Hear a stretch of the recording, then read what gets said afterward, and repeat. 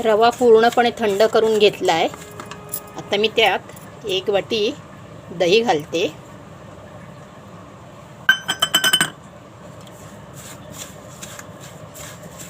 रवा थंड करून घेऊनच दही घालायचं।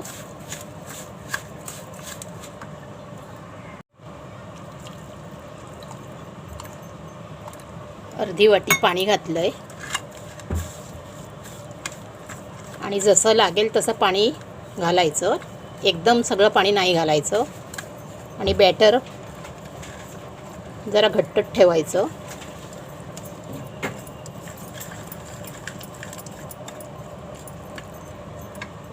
इथे मी टोमॅटो, कांदा, भोपळी मिरची, गाजर आणि कोथिंबीर घेतली आहे। अजून पण त्यामध्ये भाज्या तुम्ही ॲड करू शकता। मी एवढ्याच भाज्या घेतल्या आहेत। आता हे सर्व यामध्ये घालून घेते आहे। कांदा, टोमॅटो, भोपळी मिरची, कोथिंबीर आणि गाजर।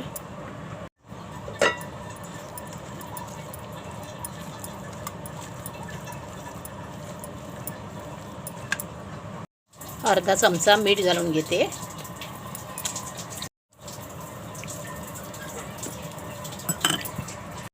आता हे मी बॅटर अर्धा पाऊण तास मी बाजूला ठेवून देते आणि त्यानंतर थोडीशी कृती करते।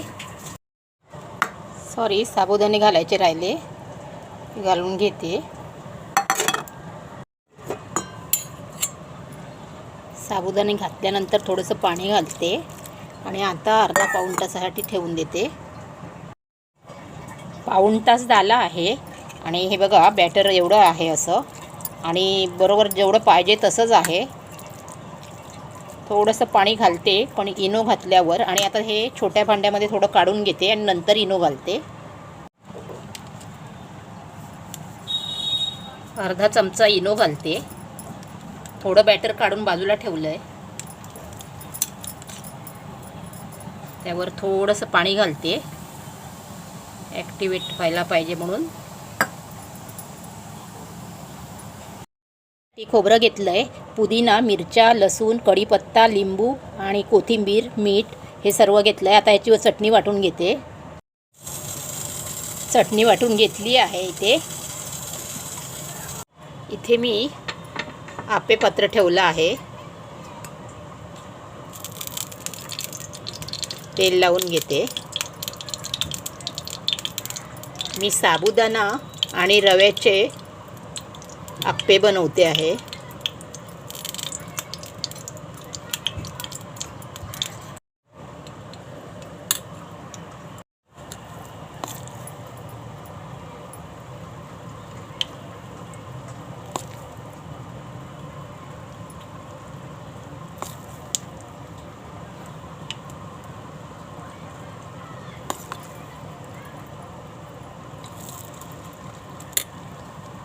सर्व घालून घेते। सर्व आप्पे मी घालून घेतले आहेत। झाकण लावून घेतलं।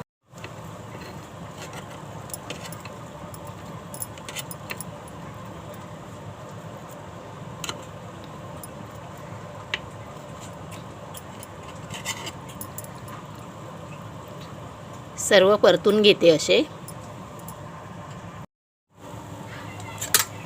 आता सर्व आप्पे काढून घेते मी, तयार आहेत। साबुदाणे, रवा आणि दही ह्या 3 पदार्थांपासून हे मी आप्पे बनवले आहेत। आप्पे कसे झाले नक्की कमेंट करून सांगा। लाईक करा, शेअर करा आणि सबस्क्राईब करायला विसरू नका प्लीज।